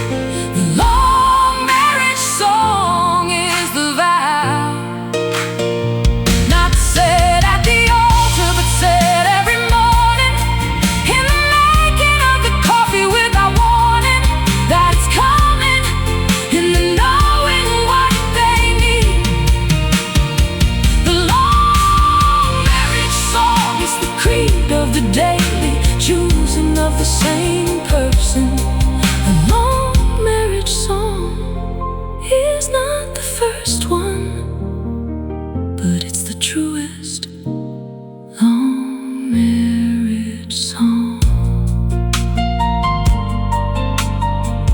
Long marriage song.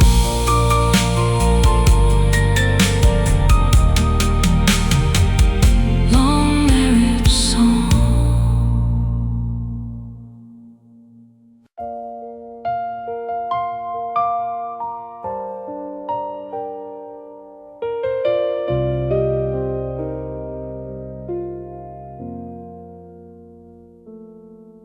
I almost told you on the bridge that evening, when the city lights were doing what they do. And something in the light made honest easy, and I opened my mouth and almost told you what I've been carrying for the better part of a year inside the particular silence of the person who is not sure if the telling would be welcomed with the necessary alliance of the feeling being mutual. The almost told you lives in the almost told you is the door not open. The almost told you is the particular ghost of the thing that could have been if hope had found the courage just a second sooner. Almost told you on the bridge that night. Almost told you in the fading light. Almost told you what you might have known. Almost told you, almost made it shown. The particular thing I've been keeping. Almost told you while the city's sleeping. Almost told you, and the almost stays. Almost told you through the subsequent days and months and years. Almost told you. I wonder sometimes what the telling would have changed or not changed in the years that followed, and whether the not telling made the friendship richer for the particular that was swallowed, or whether the telling would have made it more. And I will never know, because the bridge that evening held the almost, and I walked back from it without the privilege of the knowing. The almost told you lives in the almost. The almost told you is the door not open. The almost told you is the particular ghost of the thing that could have been if hope had found the courage just a second sooner. Almost told you on the bridge that night. Almost told you in the fading light. Almost told you what you might have known. Almost told you, almost made it shown. The particular thing I've been keeping. Almost told you while the city's sleeping. Almost told you, and the almost stays. Almost told you through the subsequent days.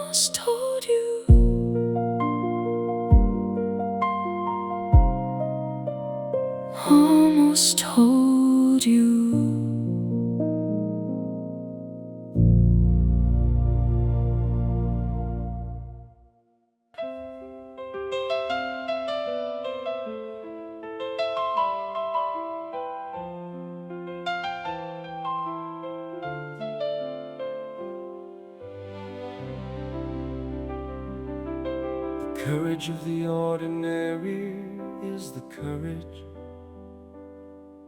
that nobody makes films about or sings.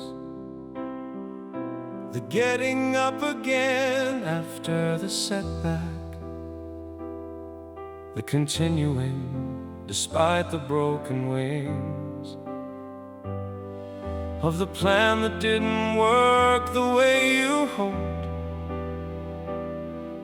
the keeping going when the keeping going is the only option, and the grit required is the invisible, the quietly growing resistance of the ordinary person. The courage of the ordinary is daily. The courage of the ordinary is real. The courage of the ordinary may be the most underestimated feel of what it takes to live a human life. The courage of the ordinary, I see it. The courage of the ordinary, I need it in myself, and I find it every morning when I rise without the bugle and the warning that this day will require something of me. The courage of the ordinary sets me free to be the person getting through the Tuesday. The courage of the ordinary, the new way of seeing what it means to be brave. Ordinary courage. The woman who commutes 3 hours a day to provide for the particular people she loves. The man who tends the parent who is fading, while the rest of his life needs and shoves for attention simultaneously. These are the courageous, these are the ones who don't appear on lists or stages, but whose ordinary courage runs the actual world. The courage of the ordinary is daily. The courage of the ordinary is real. The courage of the ordinary may be the most underestimated feel of what it takes to live a human life. The courage of the ordinary, I see it. The courage of the ordinary, I need it in myself, and I find it every morning when I rise without the bugle and the warning that this day will require something of me. The courage of the ordinary sets me free to be the person getting through the Tuesday. The courage of the ordinary, the new way of seeing what it means to be brave. Ordinary courage. Recognize the courage in yourself. Recognize the ordinary brave. Recognize the courage in yourself for the ordinary life you've built and saved. Built and saved. The courage of the ordinary, I see it. The courage of the ordinary, I need it in myself, and I find it every morning when I rise without the bugle and the warning that this day will require something of me. The courage of the ordinary sets me free to be the person getting through the Tuesday. The courage of the ordinary, the new way of seeing what it means to be brave. Ordinary courage. Ordinary courage.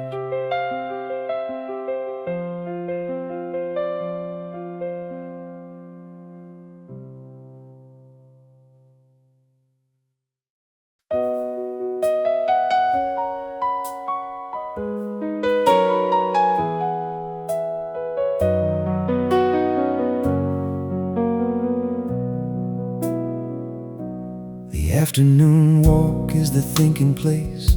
The problem that was stuck becomes unstuck In the first 10 minutes of the moving through the ordinary street with the particular luck of the legs doing what they do without the mind directing and the mind then free to wander through the question in the sideways way that walking gives to the thinking me. The afternoon walk is where I solve things. The afternoon walk is where the answer lives. The afternoon walk is where the fog lifts. The afternoon walk is what the moving gives to the problem that the sitting couldn't crack. The afternoon walk, I'm taking it. The afternoon walk, I'm making it part of the working day, the necessary. The afternoon walk, the visionary, it's just the person walking with a question. The afternoon walk, the honest confession of what the body needs to help the mind. The afternoon walk, and every time I find the answer in the moving afternoon walk. Solve the hardest problem of the year on the afternoon walk along the canal. That Tuesday when the office couldn't hold me, and the canal and the solving were the plan that made itself up as the legs moved forward, and the ducks did what the ducks do in the day, and the water held the sky and held the answer. And I walked back to the office with the way suddenly clear. The afternoon walk is where I solve things. The afternoon walk is where the answer lives. The afternoon walk is where the fog lifts. The afternoon walk is what the moving gives to the problem that the sitting couldn't crack. The afternoon walk, I'm taking it. The afternoon walk, I'm making it part of the working day, the necessary. The afternoon walk, the visionary, it's just the person walking with a question. The afternoon walk, the honest confession of what the body needs to help the mind. The afternoon walk, and every time I find the answer in the moving afternoon walk. Walk when you're stuck. Walk when the sitting isn't working. Walk your way through it. The answer is out there in the walking. In the walking. The afternoon walk, I'm taking it. The afternoon walk, I'm making it part of the working day, the necessary. The afternoon walk, the visionary, it's just the person walking with a question. The afternoon walk, the honest confession of what the body needs to help the mind. The afternoon walk, and every time I find the answer in the moving afternoon walk.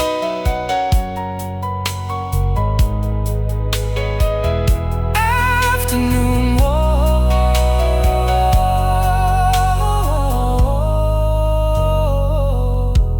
Afternoon walk.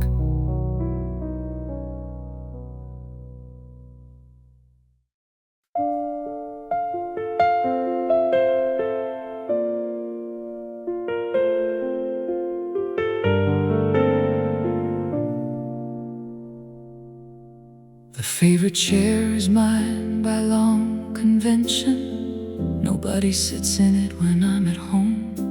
The family has agreed without discussing it that the chair and I belong alone, together in the particular relationship of the person and the furniture that fits them, specifically the chair that holds the shape of the years of my particular sits in it. The favorite chair is the throne of the ordinary, the favorite chair is the anchor of the room. The favorite chair is where the legendary decisions of my private life found room to be decided in. My favorite chair, it knows my weight. My favorite chair, it knows the late night version of me in the morning too. My favorite chair knows what I go through in the hours of the sitting and the thinking. My favorite chair, the particular linking of the person and the place within the whole. My favorite chair, I'm never more alone in the good way.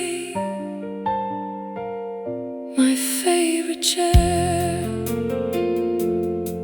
I bought the chair at a market 20 years ago and carried it home on the bus in the rain. And it has been in every house since then. The one constant through every house is refrain of change and rearrangement, and the years of different rooms and different windows.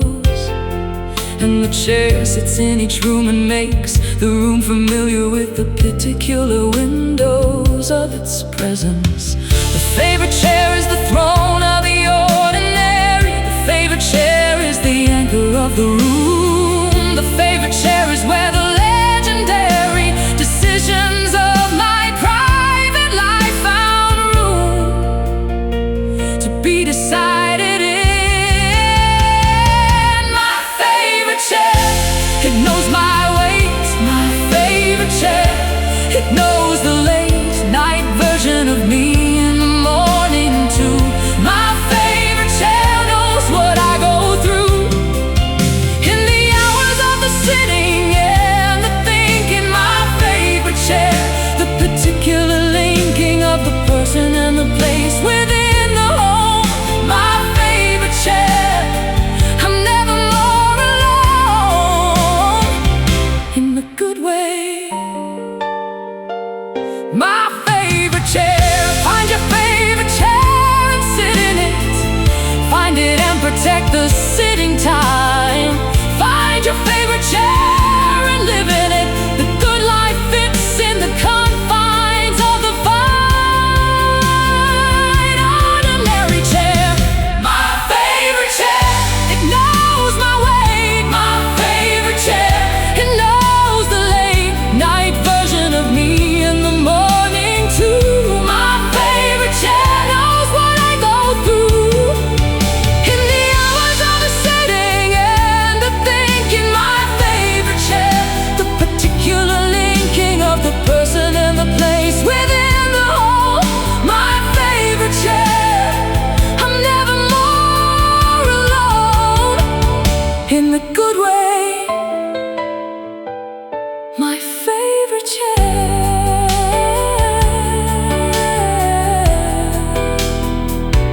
my favorite chair,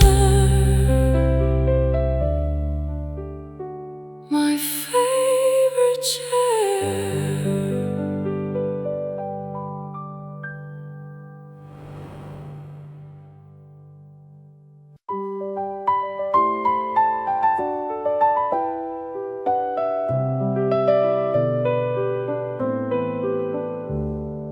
The neighborhood in spring is different from the one that got through winter somehow.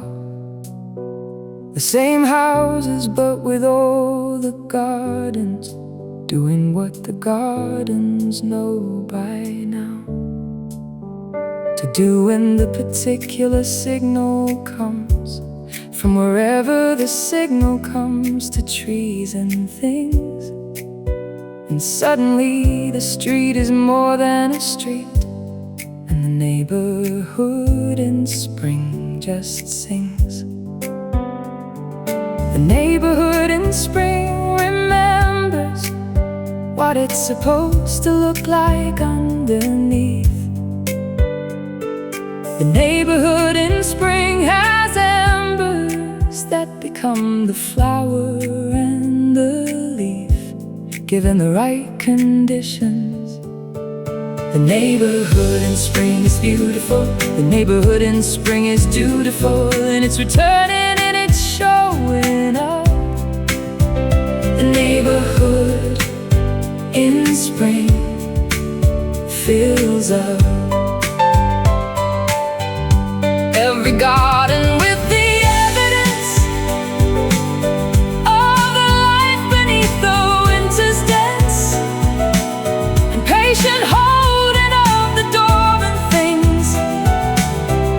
The neighborhood in spring just brings it all back.